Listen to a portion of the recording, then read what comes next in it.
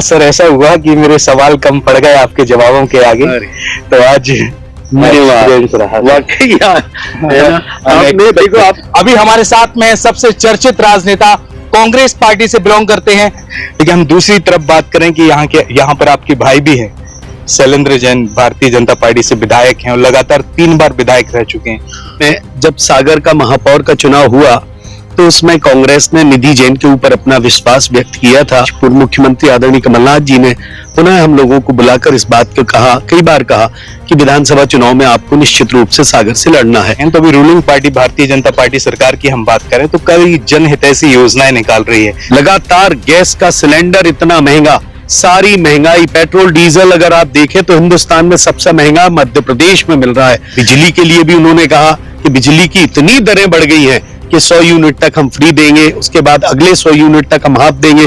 किसानों के लिए भी बहुत सारी योजनाएं हैं। कुल मिला के जनता जाग गई है कि अब ये भारतीय जनता पार्टी झूठी लालच देकर, चूंकि आने वाला चुनाव है और मतदान के लिए वह प्रभावित करने के लिए इस तरह का कार्य कर रहे हैं, तो उनकी झूठी बातों में आने वाली नहीं है। अब जहां पर एक तरफ भारतीय जनता पार्टी जन आशीर्वाद यात्रा उन्होंने पूरे मध्य प्रदेश में निकाली है, अभी सागर जिले से भी होकर गई है। भारतीय जनता पार्टी की जन आशीर्वाद यात्रा का परिणाम सागर में है। आप देख लें, भारतीय जनता पार्टी की आदत है, हर बार वह भीड़ को जुटाने का काम करते हैं। प्रधानमंत्री जी आ रहे थे, इतना भीड़ को जुटाने का काम किया कि कितने करोड़ मालूम है, करीब 35 करोड़ रुपए का खर्च मोदी जी के सागर आने पर हुआ। अब उनके बिल, होटल सारी बुक थी, उनका भुगतान नहीं हुआ है, बसों के भुगतान नहीं हुए हैं, गाड़ियों के भुगतान नहीं हुए, सारे लोग चक्कर काट रहे हैं और अब लोगों का पैसे का भुगतान हो नहीं रहा है। ये एक अलग प्रश्न खड़ा हुआ है। चारों तरफ जनता कांग्रेस के साथ है, पूरा आक्रोश जनता का भारतीय जनता पार्टी के प्रति। कांग्रेस के पूर्व मुख्यमंत्री कमलनाथ जी के जगह जगह बैनर लगे हैं और कमलनाथ जी को करप्शन नाथ बोला जा रहा है और लगातार कई घोटालों के आरोप लगा रहे हैं 15 महीने की सरकार में। तो हमारी क्या गलतियां रही है? भारतीय जनता पार्टी के लोगों ने कैसे हमारे विधायकों को खरीद लिया और हमारी सरकार गिराई? ये उनके अंदर एक बहुत गुस्सा भी भरा हुआ है, बहुत आक्रोश है, बड़ा दुख भी है। और एक राजनेता होने के साथ साथ एक वरिष्ठ पत्रकार भी है। आज तक सबसे प्रतिष्ठित न्यूज़पेपर आपका यहाँ पे चलता है, तो मैं जानना चाहूंगा कि देश के प्रति क्या चिंतन है, आखिर किस तरीके की हालात है हमारे देश। जब पूरी दुनिया में इकोनॉमी अपने आप धुलमुल हो गई और गिर रही थी, चाहे अमेरिका हो, चाइना हो और चाहे दुनिया के तमाम कंट्रीज हो, चुन चुन कर ईडी की रेड डलना, लोगों को झूठे प्रकरणों में फंसाना, सारे पॉलिटिशियंस को आप जेल की सलाखों के पीछे आप ये इस तरह का दुरुपयोग कर रहे हैं। इन जो आपकी जांच एजेंसियां हैं, इस तरह का कार्य नहीं होना चाहिए। आप प्रजातंत्र की बात करें, आप देखें कितने पत्रकार हैं इस देश में और प्रदेश में और सागर में, ऐसे पत्रकार जिन्होंने अगर भारतीय जनता पार्टी की खिलाफत की, उनको जेलों में डाल दिया। मध्य प्रदेश में कितनी भी लालच दी जाए, कितना भी लोगों को बाहुबलियों के द्वारा दबाया जाए, धमकाया जाए, झूठे प्रकरण दर्ज किए जाएं, इन सब के बावजूद उठकर जनता आएगी, लोकतंत्र का साथ देगी और कांग्रेस को निश्चित रूप से मध्य प्रदेश में कांग्रेस की सरकार बनेगी। ये लगे देखो भैया, एक तो कभी कोई हमसे वोट मांगने यहाँ आता नहीं है, आज आप आ गए हो तो हमें पता है कि जीतने के बाद आप आओगे नहीं। पूछा कि वहां पर बाथरूम नहीं है, बच्चियां कहां जाएं, वहां पक्ष और विपक्ष भी हो, लेकिन हम बहुत गिरे हुए स्तर पर राजनीति ना करें। हमें तो दुख होता है कि हम विपक्ष तो ठीक है, हम अपने ही पक्ष के लोगों में इतने गिर के राजनीति करने लगते हैं, उससे बहुत दुख होता है और ऐसा लगता है कि अपने आप को पीछे कर लें। सफल होने के 3 नियम हैं, खुद से वादा, मेहनत ज्यादा और मजबूत इरादा। नमस्कार, मैं हूं आपके साथ में भूपेंद्र सिंह और आप रिपब्लिक सागर मीडिया के साथ हैं। मध्य प्रदेश में कुछ ही समय में विधानसभा चुनाव होने वाले हैं। मध्य प्रदेश में 230 विधानसभा सीट हैं, जो कि 10 संभागों में बटी हुई हैं। बुंदेलखंड का सागर जिला चुनाव के हिसाब से काफी अहम माना जाता है, क्योंकि सागर जिले में 8 विधानसभा सीट है, जिन पर 6 पर भारतीय जनता पार्टी है तो 2 पर कांग्रेस है।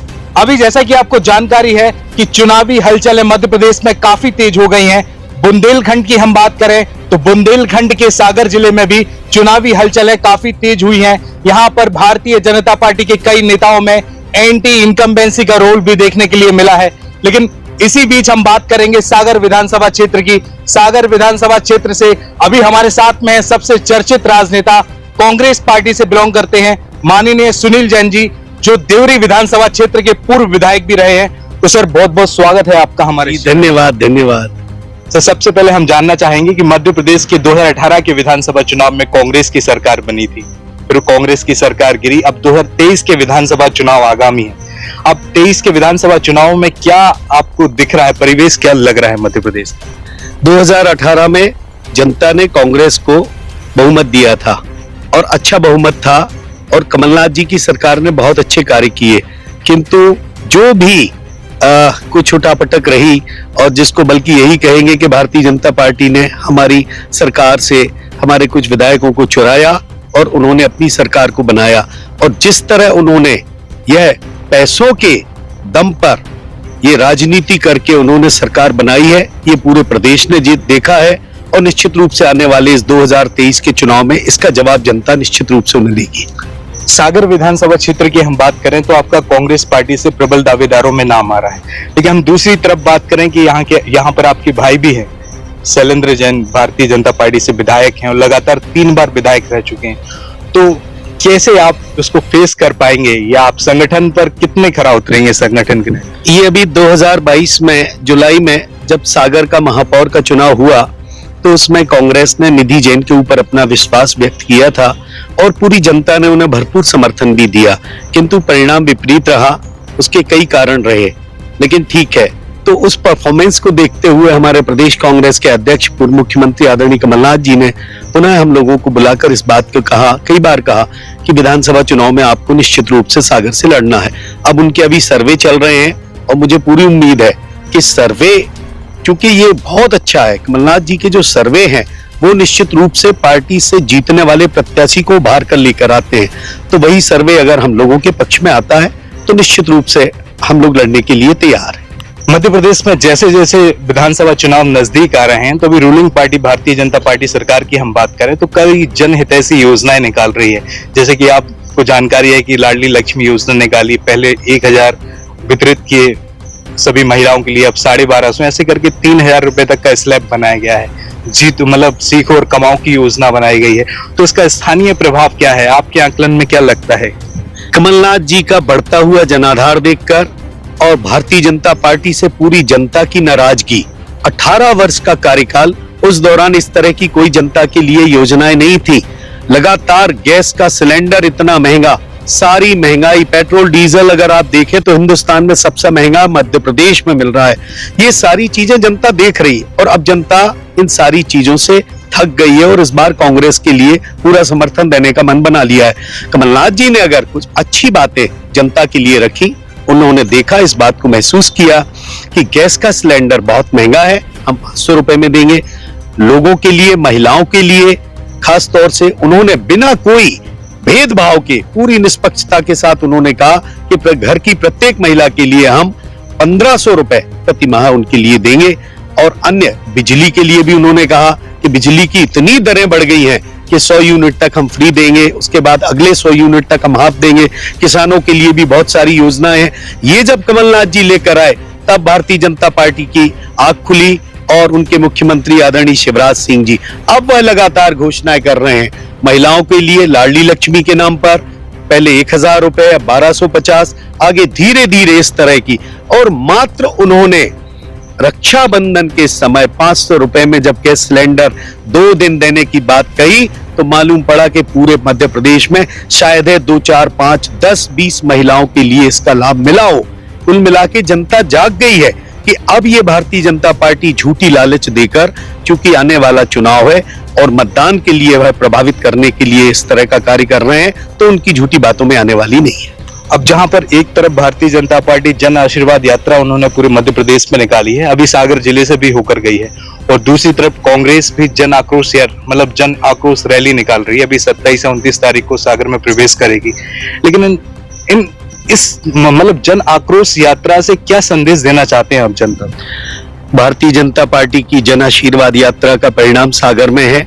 आप देख लें, सारे लोगों ने इस बात को कहा कि अब वह भारतीय जनता पार्टी की आदत है, हर बार वह भीड़ को जुटाने का काम करते हैं। प्रधानमंत्री जी आ रहे थे, इतना भीड़ को जुटाने का काम किया कि कितने करोड़ मालूम है, करीब 35 करोड़ रुपए का खर्च मोदी जी के सागर आने पर हुआ। अब उनके बिल, होटल सारी बुक थी, उनका भुगतान नहीं हुआ है। बसों के भुगतान नहीं हुए हैं, गाड़ियों के भुगतान नहीं हुए हैं, सारे लोग चक्कर काट रहे हैं और अब लोगों का पैसे का भुगतान हो नहीं रहा है। ये एक अलग प्रश्न खड़ा हुआ है। बात आ गई जन आशीर्वाद यात्रा की। जन आशीर्वाद यात्रा में लोगों का कोई प्रेम नहीं है भारतीय जनता पार्टी के प्रति, कोई आशीर्वाद नहीं है। दूसरी तरफ कांग्रेस की जन आक्रोश यात्रा है।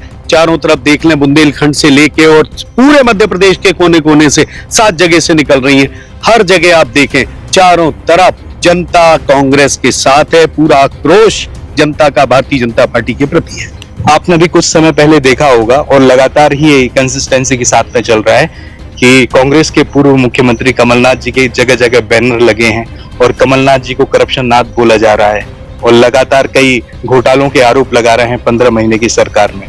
तो उसमें कुछ बोलना चाहेंगे, ये मतलब इसमें कितनी सच्चाई है और कितनी? कमलनाथ जी के लिए पूरा देश जानता है और बल्कि मैं तो कहूंगा कि पूरी दुनिया जानती है। 50 वर्ष के राजनीतिक कार्यकाल में उस व्यक्ति के ऊपर कभी कोई भ्रष्टाचार की उंगली नहीं उठी, कभी किसी तरह का कोई आरोप नहीं लगा। और वही कमलनाथ जी पूरे 5 वर्ष भोपाल में रहकर उन्हें इस बात की चिंता है कि मध्य प्रदेश की जनता ने अगर मुझे अपना समर्थन दिया था, सरकार बनाई थी, तो हमारी क्या गलतियां रही है, भारतीय जनता पार्टी के लोगों ने कैसे हमारे विधायकों को खरीद लिया और हमारी सरकार गिराई। ये उनके अंदर एक बहुत गुस्सा भी भरा हुआ है, बहुत आक्रोश है, बड़ा दुख भी है। और इस बार पूरे 5 वर्ष कमलनाथ जी ने भोपाल में रहकर जो संगठन को मजबूती दी है, जो मंडल सेक्टर BLA लेवल पर कांग्रेस को मजबूत किया है और आने वाले समय में कांग्रेस की सरकार बनाने का उनका संकल्प है।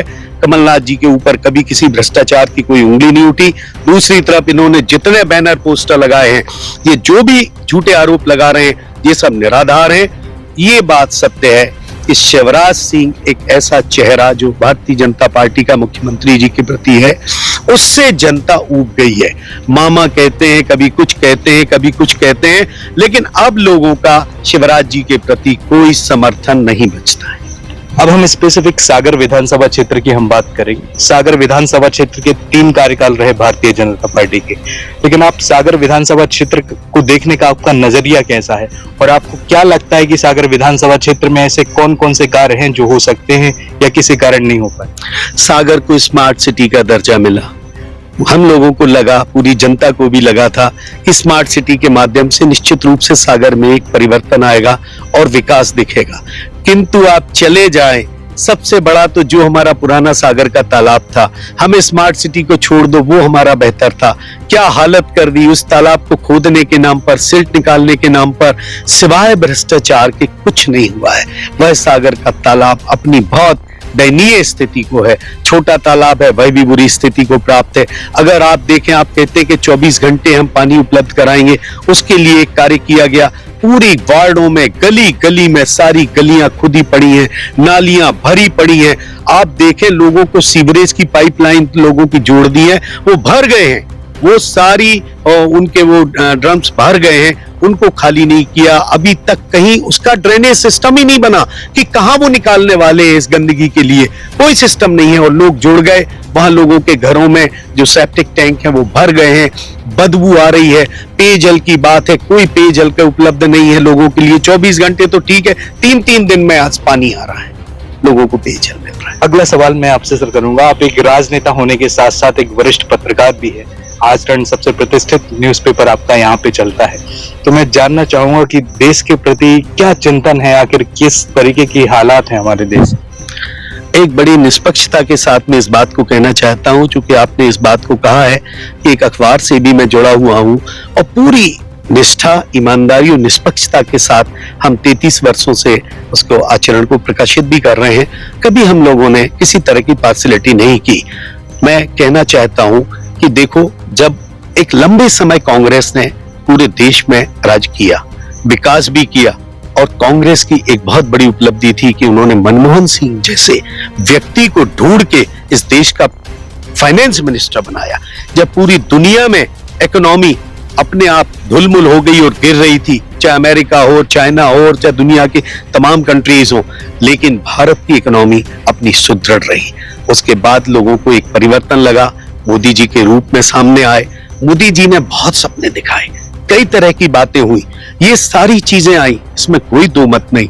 लेकिन अगर निष्पक्षता और ईमानदारी के साथ देखा जाए तो इस देश में जो कभी नहीं हुआ, इस तरह की राजनीतिक पार्टियों के लोगों को चुन चुन कर ईडी की रेड डालना, लोगों को झूठे प्रकरणों में फंसाना, सारे पॉलिटिशियंस को आप जेल की सलाखों के पीछे आप ये इस तरह का दुरुपयोग कर रहे हैं। इन जो आपकी जांच एजेंसियां हैं, इस तरह का कार्य नहीं होना चाहिए।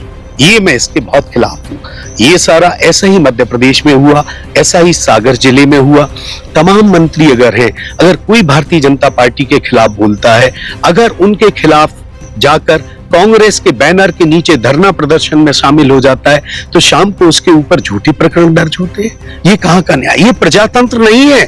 आप प्रजातंत्र की बात करें, आप देखें कितने पत्रकार हैं इस देश में और प्रदेश में और सागर में, ऐसे पत्रकार जिन्होंने अगर भारतीय जनता पार्टी की खिलाफत की, उनको जेलों में डाल दिया, उनकी जमानतें नहीं होने दी।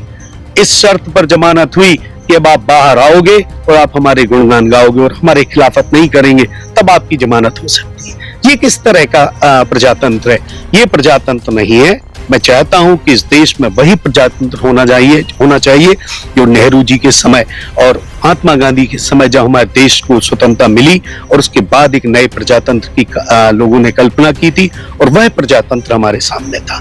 आप कभी भी, यह वह देश है कि आप चाहें तो सड़क पर प्रधानमंत्री के खिलाफ नारे लगा सकते हैं, आप मुख्यमंत्रियों के खिलाफ प्रदर्शन करते रहे। ये सब एक लंबे समय चला है। बताओ तो पूरे देश में कितने प्रांत हैं, सब जगह ये चलता है।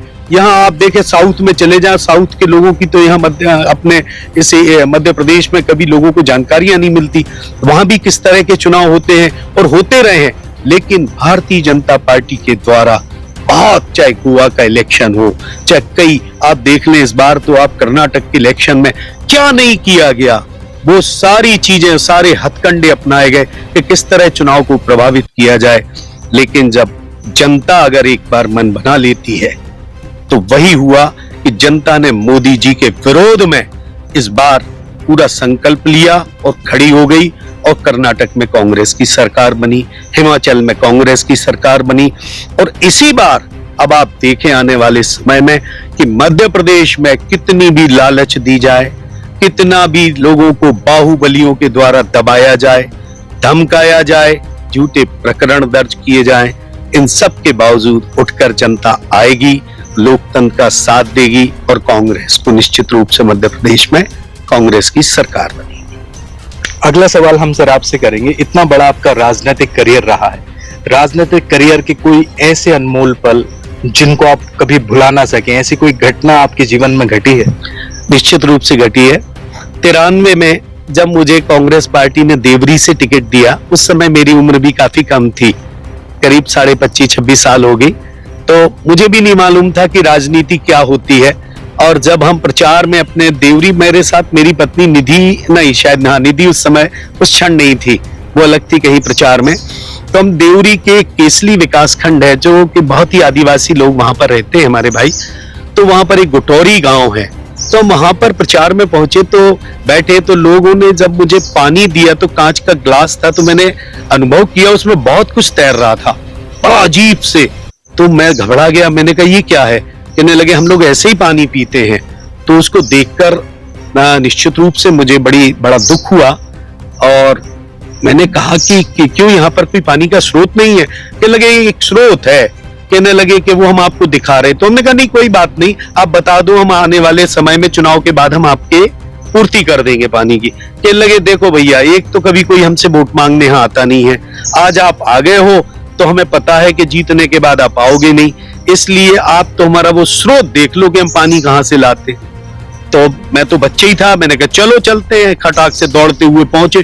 तो आधा किलोमीटर नीचे पत्थरों बोल्डरों पर से चलते हुए हम लोग एक खाई में पहुंचे। वहां पर एक छोटी सी झिरिया सी थी, उसमें से लोग ऐसे पानी भरते थे ग्लास में और बाल्टियों में भरते थे। हमने कहा पूरे गांव की पूर्ति हो जाती है? बोले हाँ, बोले भगवान ने इतना तो दिया है कि खत्म नहीं होता पानी। हमने देखा, खूब थक गए थे हम लोग, वापस ऊपर चढ़ के पहुंचे। तो उन लोगों ने जब तक चाय बनाई तो चाय पिलाई, तो हमने कहा तो दूध की चाय है। कहने लगे पानी विधायक जी है नहीं है, तो यहाँ पर तो हम दूध की चाय पिला दे रहे हैं। अरे हमने कहा वाह, मैं इतना दुखी हुआ। मैंने कहा मैं आपको वचन देता हूं कि अगर मैं विधायक बना तो ये मेरे जीवन का सबसे पहला कार्य होगा कि मैं इस गुटोरी में पेयजल की उपलब्धता कराऊंगा। और मैं वहां से निकला, लोगों ने साथ दिया, मुझे विधायक बनाया, देवरी से विधायक बना। तो मैंने सबसे पहले हस्ताक्षर उसी पर किए। मैं कलेक्टर के पास गया और मैंने कहा एक गांव है गुटोरी, सबसे पहले आप वहां वो पानी की वो क्या बोलती है अपनी मशीन, ड्रिलिंग मशीन, वो वहां भिजवाइए, पानी करवाना है। अब वहां मुश्किल से लोगों ने कहा पानी नहीं है, सर्वे अर्वे हुआ, नहीं हमने कहा आप कहीं भी कराओ वो तो निकलेगा। और फिर ड्रिलिंग हुई वहां और अच्छा पानी निकला और आज भी लोग वहां पानी अच्छा पी रहे हैं। और उन्होंने मुझे बहुत धन्यवाद कहा। वो मैंने कई बार कहा कि हमारे यहाँ ये देश देखो, प्रजातंत्र देखो, हम कब कितना वर्ष हो गए स्वतंत्र हुए, कितने अरबों खरबों रुपए इस देश के पास है, लेकिन आज भी ऐसे कितने गांव हैं जहां पानी उपलब्ध नहीं है। लेकिन जनप्रतिनिधि चाहे तो वो सारे कार्य करा सकता है। जो एक कार्य हुआ, एक मौका था कि विधानसभा में हमारी विधायक थी भारतीय जनता पार्टी की आदरणीय श्रीमती सुधा जैन जी।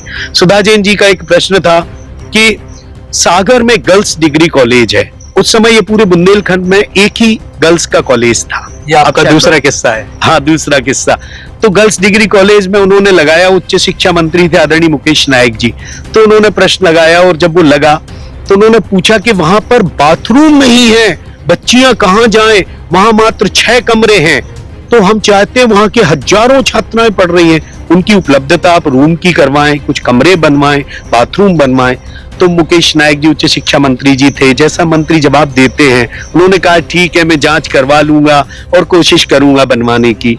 तो सुधा जी फिर बोली, कह लगे नहीं मंत्री जी ये मामला बहुत गंभीर है। तो फिर भी अब चूंकि सुधा जी विपक्ष की विधायक थी, कांग्रेस का शासन था, दिग्विजय सिंह जी मुख्यमंत्री थे, मुकेश नायक जी मंत्री थे, तो मैंने अध्यक्ष महोदय से कहा हाथ उठाकर कि अध्यक्ष महोदय ये हमारे सागर जिले से जुड़ा हुआ प्रश्न है, इस पर मुझे भी एक प्रश्न पूछ लेने दिया जाए। तो उन्होंने मुझे इजाजत दे दी। तो मैंने कहा मंत्री जी ये सुधा जी का प्रश्न बहुत ही जायज है, मैं जानता हूं, मैं भी वहां रहता हूं, इतनी हजारों छात्राएं वहां पढ़ती हैं, अगर बाथरूम नहीं है तो सोचो कितनी शर्म की बात है, और कमरे इतने कम हैं। हमने कहा मध्य प्रदेश में जहां जो हो तो हो, आप तो अभी पहले सागर की बहुत प्राथमिकता पर घोषणा करिए, वहां पर कमरे और बाथरूम की व्यवस्था।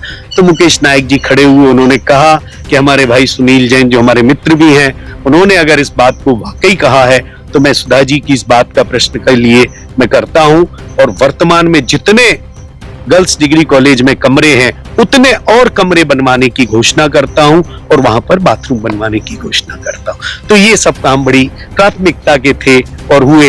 ये भी मुझे याद है कि गर्ल्स डिग्री कॉलेज वो जगह है सागर की, आज भी हम उसके लिए और कमरों को लड़ रहे हैं, नई कॉलेज की बिल्डिंग के लिए लड़ रहे हैं, सागर में स्टेट यूनिवर्सिटी के लिए लड़ रहे हैं। जब हमारी यूनिवर्सिटी सागर सेंट्रल यूनिवर्सिटी हो गई तो हमारे छात्रों को आज जब एडमिशन नहीं मिल रहा, छात्राओं को नहीं मिल रहा, क्योंकि सेंट्रल यूनिवर्सिटी के अपने नियम कायदे हैं, तो हम सारे लोग इतने परेशान हो रहे। बात ये थी कि उसका बजट जब सेंट्रल गवर्नमेंट ने 600 करोड़ रुपए स्टेट को दिया कि आप स्टेट यूनिवर्सिटी अब एक बना लीजिए, क्यों आज तक नहीं बनी? 18 साल हो गए। कमलनाथ जी की जो 18 महीने की सरकार आई, उन्होंने जरूर इस बात को गंभीरता से लिया था, उन्होंने कहा हम स्टेट यूनिवर्सिटी बनवाते हैं, लेकिन वो गवर्नमेंट गिर गई, अभी तक नहीं हुआ। ये मैं आपके साथ आज आपके भूपेंद्र भाई आपसे इस चैनल के माध्यम से कहना चाहता हूं कि सागर में अगर कांग्रेस की सरकार मध्य प्रदेश में बनी, विधायक कहीं कोई बने, मंत्री कोई कुछ बने, इस बात से फर्क नहीं पड़ता। मुझे विश्वास है कि हम आदरणीय कमलनाथ जी से अड़के लड़के सागर में स्टेट यूनिवर्सिटी निश्चित रूप से बनवाएंगे। एक और छोटा सा वाकया हुआ था, विधानसभा के अंदर हम ही लेके आए थे, एक अशासकीय संकल्प ले आए थे।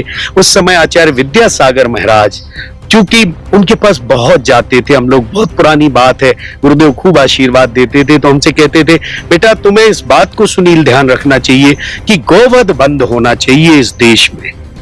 अगर तुम देश में नहीं करा सकते तो अपने प्रदेश में तो करा सकते हो। गौवध क्यों होता है? उत्तर प्रदेश में तो कितने गौवध वो खुले हुए हैं जगह जगह, इस तरह पूरे देश में थे, क्योंकि गाय का मांस एक्सपोर्ट होता है इस देश से, जो कि एक बहुत बहुत गलत बात है हमारे लिए, इस देश के लिए शर्मनाक बात है। आचार्य श्री की बात बहुत लगी। हम विधानसभा में अशासकीय संकल्प लेकर आए कि गौवध मध्य प्रदेश में बंद होना चाहिए। अब उस पर चर्चा हुई, खूब सारे लोग बोले, पक्ष के विपक्ष के। मैंने भी खड़े होकर जोरदार कहा, मैंने कहा इस देश में और मध्य प्रदेश में इतने साधु संत घूम रहे हैं, सारे लोग कहते हैं गाय को हम लोग मां मानते हैं, उसका वध क्यों हो? हमें ऐसी इकोनॉमी नहीं चाहिए, ऐसा पैसा विदेशों का नहीं चाहिए कि वो हम गाय का वध करके उनके मांस को एक्सपोर्ट करें और उससे हमें वो राजस्व मिले। ऐसे राजस्व की आवश्यकता नहीं है। उसके बाद देखो आप देश कितनी उन्नति करेगा। तो इस तरह की बातें हम लोगों ने रखी और बहुत निवेदन किया और हमें बड़ी खुशी हुई। दिग्विजय सिंह जी इतने संवेदनशील मुख्यमंत्री मध्य प्रदेश के, वो तो बच्चों की तरह हम लोगों को चाहते थे। उन्होंने कहा कि सुनील तुमने बहुत अच्छी बात की है, हम भी आचार्य श्री से बहुत प्रभावित हैं और मध्य प्रदेश का इस संकल्प पारित करके हम केंद्र सरकार को भेजते हैं और उनसे अनुरोध करेंगे कि मध्य प्रदेश में तो कोई स्लॉटर हाउस रहेगा नहीं, ना आज है, और देश में भी गौवध पर प्रतिबंध लगाया जाए। एक अंतिम सवाल पूछना चाहूंगा, आप मतलब राजनीतिक क्षेत्र में जुड़ने के बाद जो आपकी विचारधारा है, सभी चीजें, इन विचारधाराओं के माध्यम से आपका क्या विजन है, क्या लक्ष्य है, आखिर आप किस चीज को प्राप्त करना चाहते हैं? सच बताएं, मुझे ऐसा लगता है कि राजनीतिक पार्टियां हो इस देश में, पक्ष और विपक्ष भी हो, लेकिन हम बहुत गिरे हुए स्तर पर राजनीति ना करें।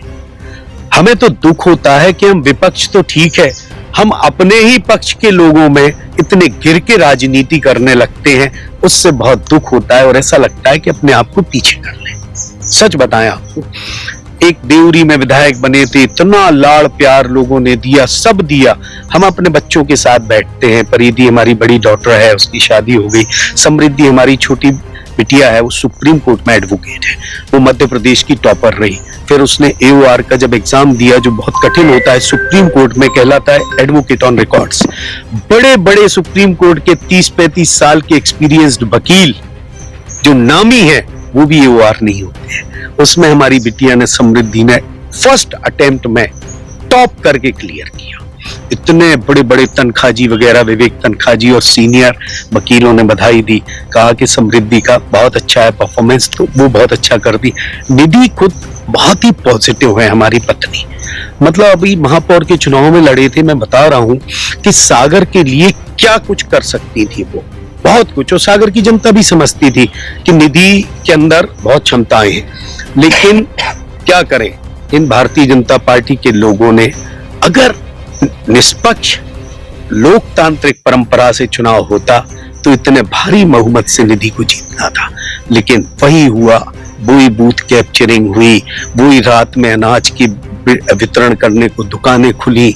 अब आप बताएं कि 14 करोड़ की रुपए की राशि 3 दिन में आदर्श आचार संहिता लगे होने के बाद आपने लोगों के खातों में डाल दिए। क्यों डाली? लोगों को लालच दिया। तो कहीं ना कहीं जो भी हुआ, इन सब के बावजूद भी लोग कहते हैं इतनी बूथ कैप्चरिंग करके इन्होंने उस चुनाव को लूटा, वरना ये चुनाव निधि जीतती तो सागर इतिहास बनता कि क्या कार्य किए जाते हैं। एक अलग मानसिकता के साथ, एक बहुत पॉजिटिव सोच के साथ इस सागर नगर निगम का नाम बहुत अच्छा होना था।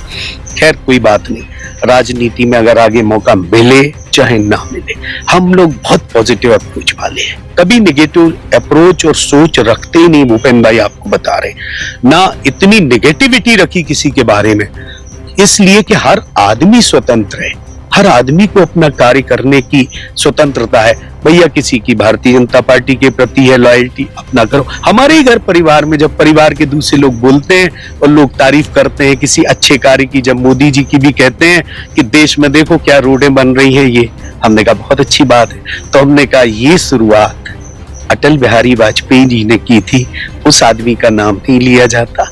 ये शुरुआत मनमोहन सिंह जी ने उनके कार्य को आगे बढ़ाया। 15 साल देश का प्रधानमंत्री, जिसने कितना बजट पूरे बिना किसी भेदभाव के हर प्रदेश को दिया।